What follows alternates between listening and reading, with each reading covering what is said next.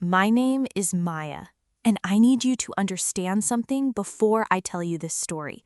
I am not a suspicious person. I have never been a suspicious person. My mama raised me to lead with love and extend trust, and for 34 years of my life, that worked out just fine for me. Until it didn't. Until the person I trusted most in this world used that trust like a key and cleaned me out. $80,000, 12 years of friendship, and a federal wire fraud charge.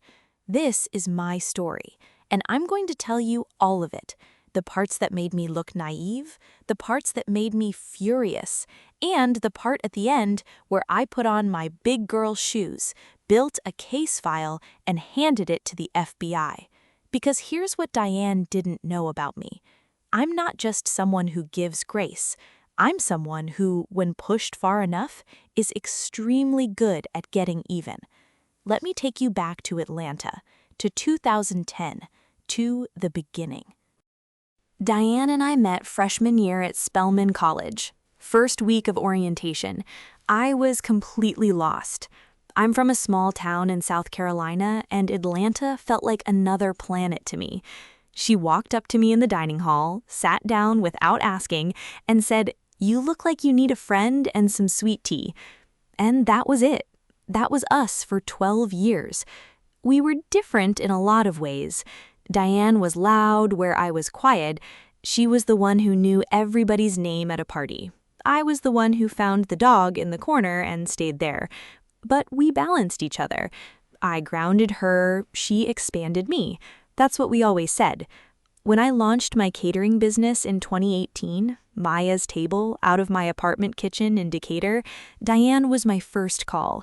She quit her job at the hotel to come work with me, said she believed in me more than she believed in her own plans. And I held that like it was sacred. I made her a co-signer on the business account. She helped me write our first proposal. She worked events with me on weekends, hauling chafing dishes and setting up linens, and she never once complained. By 2021, Maya's Table was real. I had contracts with 3 event venues in the Atlanta metro area. I had a team of 8. I had a commercial kitchen space. I was making more money than I had ever made in my life. And Diane was there for all of it. Or so I thought. Looking back now, I can see the signs I missed. Little things. How she'd get quiet when I talked about growth, how she'd occasionally make comments about how I made it look easy, how she started taking on more financial admin duties, volunteering for them actually, things I was happy to hand off because I was focused on the food and the clients. I thought she was being a supportive partner. She was positioning herself. The first sign came in March of 2022. I was reviewing some end-of-quarter numbers with my accountant, Brenda, and I want to give Brenda her flowers right now because she is the reason any of this got caught. Brenda flagged a line item she didn't recognize, a vendor payment for linen supply services that didn't match any of our regular vendors. $412. I honestly thought it was just a data entry error. I mentioned it to Diane, she said she'd look into it, and I let it go. A month later, another weird charge, then another. Small amounts spread out, all with vague descriptions that sounded plausible if you didn't look too hard. In June, Brenda called me on a Thursday afternoon and said, "Maya, I need you to come in, and I need you to bring Diane." I remember that drive to Brenda's office like it was yesterday. I had this feeling in my stomach. You know the one. Not quite knowing, but knowing. The spreadsheet Brenda laid out in front of us showed 18 months of transactions, $41,217. Gone. In increments that never tripped our bank's automatic alert system, always just under the threshold. Never round numbers, always varied. Someone had mapped out exactly how our alerts worked, and then moved money around them for a year and a half. When Brenda slid the report across the desk, I looked at Diane, and Diane started crying. Not surprised crying, not "what is this" crying. Caught crying. There's a difference, and I knew it immediately. even though I didn't want to know it. She said she was drowning. Credit card debt, some bad financial decisions. She meant to pay it back. She was too ashamed to ask for help. I was devastated, but I loved her. So I gave her a repayment plan, kept it out of the courts, and gave her a chance to make it right. That was my first mistake, and honestly, my last one, because while I was sitting there giving grace, Diane was already running a much larger operation that I hadn't even discovered yet, and she kept running it for another 6 weeks. The call that changed everything came from a client named Patricia. Patricia was the HR director at a financial services company in Buckhead. She'd booked Maya's table for their annual gala, a $30,000 event, one of our biggest contracts that year. She called me on a Tuesday morning, confused, said her accounts payable team had received an email from Maya's Table Events with updated wire transfer instructions and a new account number. They'd already sent the deposit. I hadn't sent any email. I hadn't updated any instructions. I didn't recognize the account number. I hung up the phone and I sat very still for about 2 minutes, and then I started digging. What I found over the next 4 days, going through every email thread, every client file, every shared drive folder, made me physically sick. Diane had created a ghost email account, mayastableevents@gmail.com, almost identical to our real domain, close enough that clients wouldn't catch it at a glance. She'd been monitoring my real inbox, identifying outgoing invoices, and then sending follow-up emails from the fake account with redirected payment details. She'd done it with 4 clients over 6 months. The $41,000 wasn't the whole picture. It was just the business account withdrawals. The redirected client payments added another $39,000 on top, $80,412 over 11 months, and she'd been running this whole scheme while sitting across from me at our shared office space, while going to lunch with me, while being in my phone as Diane my person with a little heart next to it. I deleted the contact before I even called the police. By the time I put it all together, I called Diane's number. It was disconnected. I called her apartment. A recorded message said the number was no longer in service. I drove to her place in Decatur. Her car was gone. Her blinds were drawn. Her neighbor told me she'd seen a U-Haul there 2 days earlier. She was already gone. And that is when Maya, from the small town in South Carolina, who leads with love and extends trust, had a very important conversation with herself in the parking lot of her former best friend's empty apartment. That conversation went something like this: you can fall apart, or you can build a case. Pick one. I chose the case. I want to be really clear about something. I did not go directly to the police. I went to Brenda first, and then I went to an attorney who specializes in financial crimes. And then we went to the police, and specifically, we went to the FBI's Atlanta field office, because what Diane had done crossed state lines. The ghost email account had been used to redirect payments from a client headquartered in Tennessee. That made it federal. My attorney's name is Karen. Karen is the kind of woman who wears a blazer to casual events and takes notes in a leather-bound journal. I love Karen. Karen told me on our first call, Maya, the strongest thing you can do right now is document everything before you talk to anyone else. So that's what I did. For 2 weeks, I built a file. Every email Diane had sent from the ghost account, screenshotted and printed.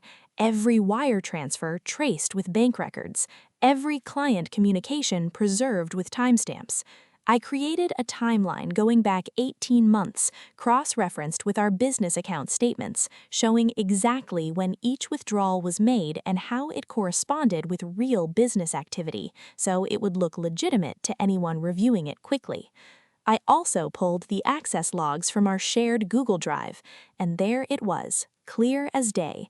Diane had downloaded client contract files the night before each fraudulent invoice was sent. She knew exactly which clients to target and exactly when. Karen submitted the file to the FBI's Internet Crime Complaint Center, the IC3, and because the amounts were significant and the evidence was well documented, it got picked up. Here's what the FBI found that I hadn't even gotten to yet.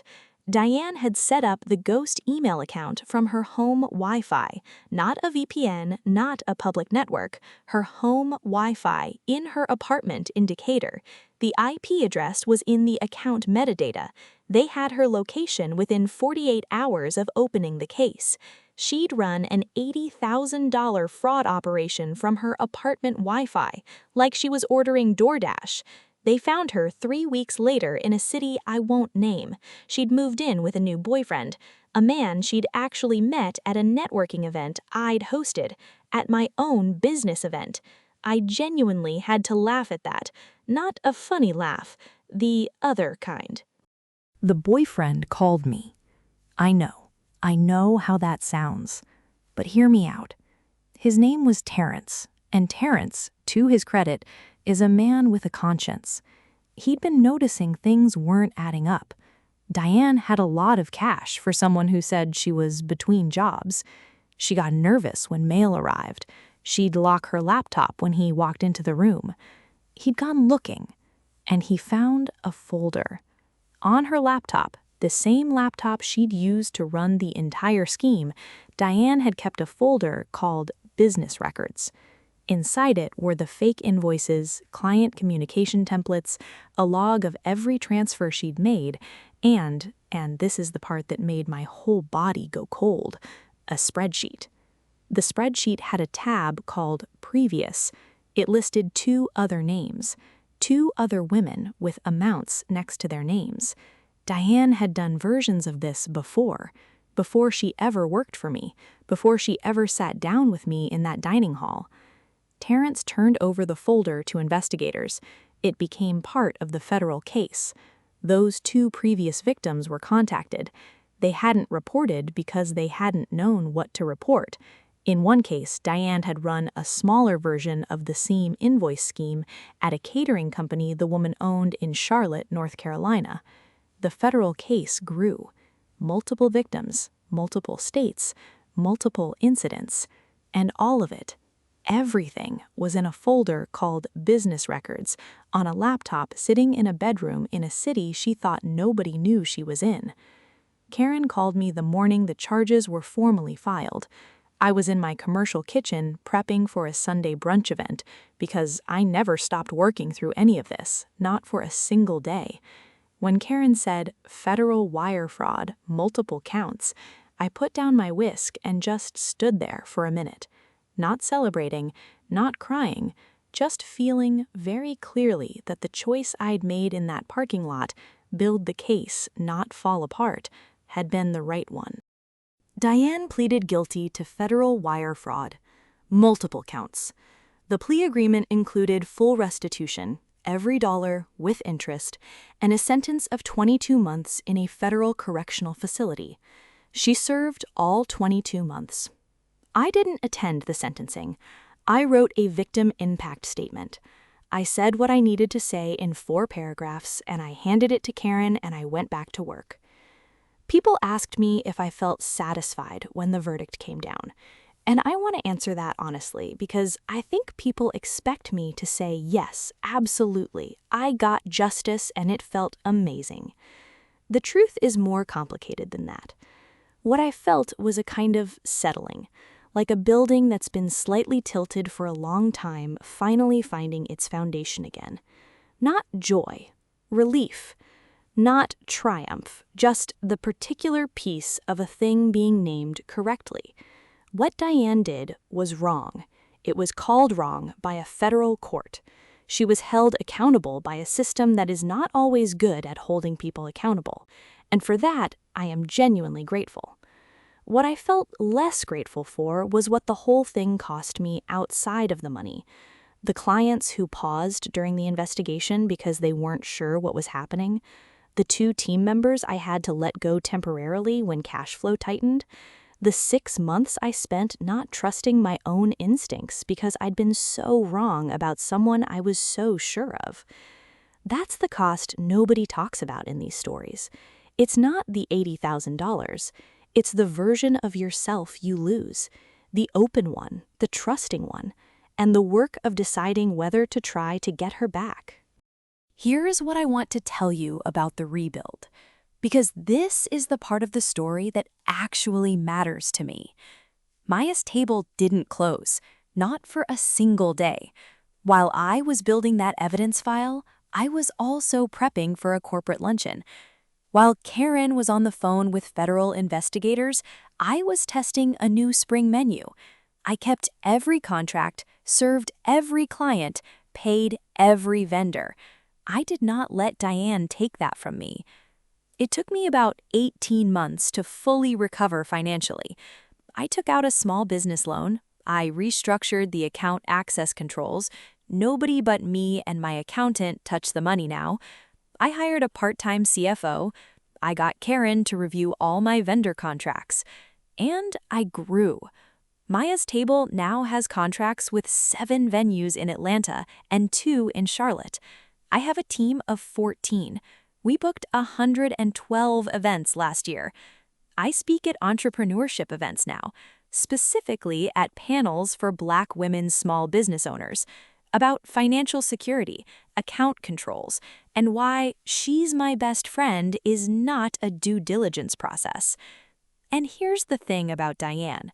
The thing I think about sometimes when I'm driving to a big event, van full of my team, music up. She got out of federal prison with a restitution debt, a felony on her record, and no industry to go back to. She tried to get back into event planning in another city. I know because someone in that city called me for a reference. I told them the truth. I'm not her. I'm not going to lie for her. But I'm also not going to chase her. The court and karma and her own decisions have done more to her than anything I could engineer. The real revenge wasn't the arrest. It wasn't the 22 months. The real revenge is this. I'm still here.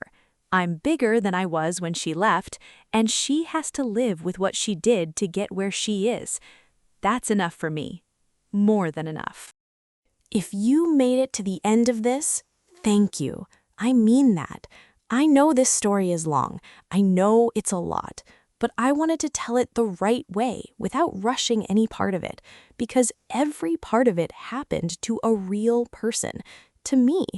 There's a comment I want from you. Just one. What was the moment in this story that hit you the hardest? Drop it below. I read every single one. And if you're watching this and you're in the middle of something like what I went through, trust your instincts. The gut feeling that something is off is usually right, and documenting quietly is almost always smarter than confronting loudly. Subscribe to Karma Delivered.